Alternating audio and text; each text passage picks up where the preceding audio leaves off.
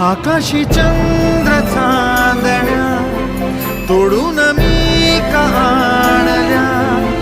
मनाचा पाळणा करू बांधून घे जरा झुला,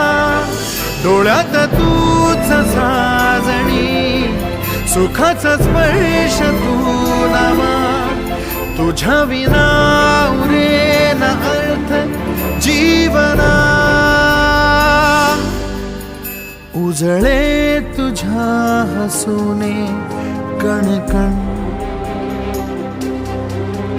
अन चंद्र हे हातीचे काकण.